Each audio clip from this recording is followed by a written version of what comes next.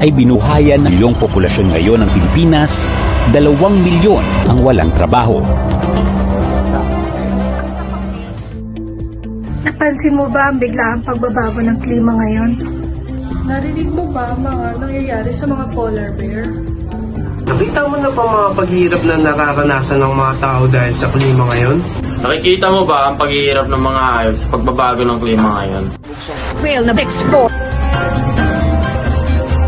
Patupad ng diwa. Humina sabay ang pamilya, coastal air at guys sa Malanderaki. Nakita natin ang mga babala at nadama na natin ang init. Nagsasalita ng ating inang kalikasan.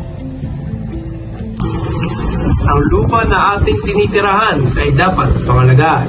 Delikado kakalabasan pag ito ay hindi iningat. Ang bawat segundo ay mahalaga. Bawat segundong paghihintay ay nalalapit sa puntong wala ng balikan. Oras na upang hinto ang pagiging kampante at kumilos ang mundo. Ang mundo ay nagbabago sa lalong madaling panahon. Dapat na tayong kumilos ng mabilis. Hanggang may pag-asa na umaasa, hanggang may oras pa.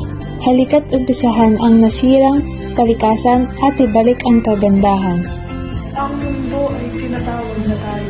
Para mabawasan ang epekto ng climate change, sama-sama nating ingatan at protektahan ang inang kalikasan. Para sa ating kinabukasan. Para sa ating kinabukasan. Para sa ating kinabukasan. Para sa ating kinabukasan. Para sa ating kinabukasan. Para sa ating kinabukasan.